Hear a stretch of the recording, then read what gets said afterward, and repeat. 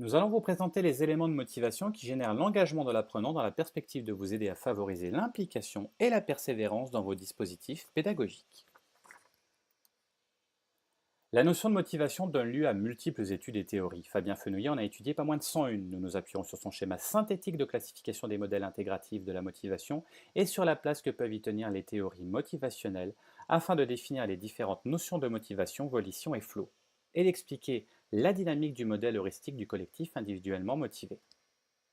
L'apprentissage par le numérique a le vent en poupe et il est facile d'utiliser bon nombre de lieux communs pour tenter de justifier et valoriser le learning auprès des néophytes. On peut entendre par exemple que l'outil numérique attire spontanément et devient intrinsèquement un des principaux moteurs de motivation et e-learning. Nous verrons dans cette présentation que la motivation ne se génère pas grâce à l'outil, mais qu'elle s'appuie sur des leviers psychologiques qu'il est nécessaire de bien comprendre pour essayer de mettre en place les conditions de leur activation. Ensuite, l'autonomie est souvent présentée comme synonyme d'agir seul. Autonomie ne veut pas dire individualisme. Nous montrerons d'ailleurs que l'autre, ce regard, sa participation active ou passive, sont déterminants dans le maintien de notre motivation à agir. Enfin, pour éviter toute confusion, nous allons définir deux notions souvent prises dans des sens détournés, collaboration et coopération. Collaborer, c'est participer à l'élaboration d'une œuvre, contribuer ensemble à un résultat. L'action de tous est dirigée vers l'objectif, la responsabilité est alors répartie globalement. C'est la cohérence du collectif qui permet d'atteindre l'objectif. Alors que coopérer, c'est agir, travailler conjointement mais individuellement avec quelqu'un ou à une action commune en vue d'un résultat. Le travail effectué est divisé, chacun portant sa part de responsabilité vis-à-vis de l'objectif. Ces points étant clarifiés, commençons avec les motifs de la motivation. Et le schéma de Fabien Fenouillet issu de sa classification des 101 théories motivationnelles, qui nous montre que dans les moteurs de motivation, il y a les motifs primaires et secondaires et les prédictions, et que ces trois éléments amènent le passage à l'action et que la persistance de l'action, la volition, est générée par d'autres éléments. Ce schéma permet de situer et expliquer les moteurs de motivation et la persistance individuelle dans l'apprentissage en contexte collectif. On retrouve dans les motifs primaires la théorie des besoins psychologiques de base de Deci et Ryan, qui distingue trois besoins psychologiques fondamentaux à la motivation et à la persévérance: le besoin d'autonomie, ou se sentir à l'origine de ses actions et de pouvoir les assumer pleinement face à autrui; le besoin de compétence, ou se sentir efficace et que cette efficacité soit confirmée par les autres; et le besoin d'appartenance sociale, ou se sentir signifiant, affilié et supporté par les autres. Pour persister individuellement dans un projet collectif, l'individu porté par les satisfactions de ses motifs primaires va devoir mobiliser ses motivations, c'est l'autodétermination, et atteindre le sentiment d'auto-efficacité pour atteindre le bien-être, l'autotélisme ou flow.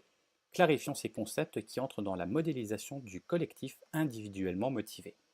En premier lieu, la motivation autonome permet de présager la persistance. C'est ce que nous montre la théorie de l'autodétermination de Deci et Ryan, le continuum de motivation extrinsèque à intrinsèque qui la compose, c'est-à-dire la distinction globale entre la motivation autonome et la motivation régulée par des facteurs contraignants. Et un des motifs secondaires du schéma de Fenouillet constitue le cœur de cette théorie. Ce continuum des motivations s'étend de la motivation, qui est le manque d'intérêt de l'individu, à la motivation intrinsèque, où l'action est conduite uniquement par intérêt personnel et pour le plaisir. Entre les deux se déclinent les motivations extrinsèques. Deux sont non autodéterminées et sont dépendantes des motifs extérieurs à l'individu, et deux sont autonomes, mais toujours extrinsèques, l'individu intégrant petit à petit des sources d'automotivation. Une autre notion motivationnelle est le sentiment d'auto-efficacité, ou autrement dit, comme l'écrit Jean Euth, le pouvoir de croire qu'on peut. Cette conviction des individus quant à leur compétence à atteindre leur objectif se construit à la fois individuellement, sentiment d'efficacité personnelle, et collectivement, et est centrale dans la théorie de l'agentivité qui, selon Albert Bandura, reconnaît la capacité des individus à être des agents actifs de leur propre vie, c'est-à-dire à exercer un contrôle et une régulation de leurs actes. Autrement dit, pour s'engager pleinement, il faut donc croire en ses propres capacités et celles du groupe. Enfin, nous allons évoquer l'autotélisme, ou l'émotion de l'expérience optimale, ou état du flow. Cette théorie revient à Csikszentmihalyi. Selon lui, l'expérience optimale est une émotion de bien-être ressentie par un individu totalement concentré sur une action et pleinement satisfait de sa réussite. Cela nécessite un équilibre entre le niveau de compétence de l'individu et la difficulté de la tâche. Il faut en effet que le défi à relever soit suffisamment difficile pour constituer un enjeu, mais pas trop pour que les compétences de l'individu ne soient pas un frein à la réussite de la tâche. Les trois théories que nous venons de définir nous permettent donc d'appréhender les processus motivationnels en œuvre dans l'engagement et la persistance dans une formation. Ces leviers, qui soutiennent la progression et la volonté d'apprendre, ont été modélisés sur ce schéma. le modèle heuristique du collectif individuellement motivé. L'autodétermination fonctionne à la condition que le collectif soutienne les besoins psychologiques de base. En premier lieu, c'est la qualité des relations interpersonnelles avec les responsables du dispositif qui vont favoriser la qualité des relations entre pairs et le sentiment d'acceptation et de reconnaissance. L'acceptation et la qualité des relations avec le responsable et avec les pairs vont soutenir l'auto-efficacité en générant le sentiment d'efficacité respectivement personnel et collectif. L'auto-efficacité et particulièrement le sentiment d'efficacité collectif renforce alors l'autotélisme et notamment le contrôle cognitif. La maîtrise et la concentration totale sur la tâche, c'est le flow 1, qui va induire pour l'apprenant une immersion et la perte de notion du temps, c'est le flow 2, et le décentrer de toute préoccupation, le concernant, le flow 3.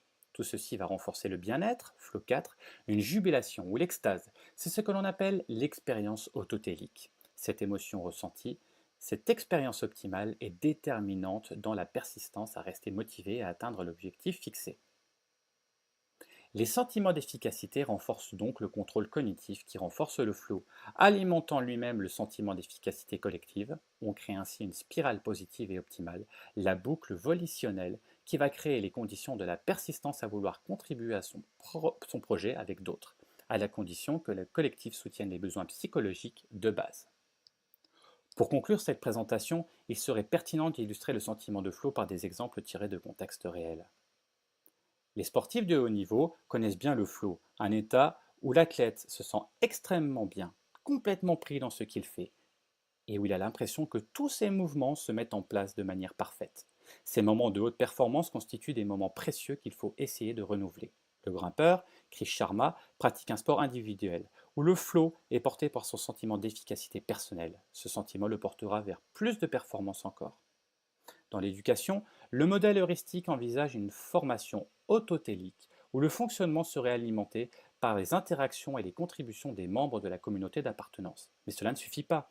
Idéalement, pour que le bien-être soit total, il faudrait que la formation devienne autopoétique, avec l'appui de MOOC par exemple, et de jeux massivement multijoueurs. Comme nous venons de le voir, la motivation de l'apprenant ne dépend donc pas de l'outil numérique, mais de facteurs complexes que vous, en tant que responsable, pouvez initier en créant un contexte social et les conditions favorables d'échange, environnement nourrissant les motifs primaires et secondaires qui porteront leur motivation et leur permettront de persister dans vos dispositifs. Il faut donc particulièrement veiller à favoriser les échanges avec vous et entre pairs, favoriser la reconnaissance de l'individu, son sentiment d'acceptation dans le groupe, ce qui va renforcer son sentiment d'efficacité personnelle et surtout collectif. La plateforme et l'outil numérique ne sont que des outils qui permettront un travail collaboratif ou coopératif selon les tâches.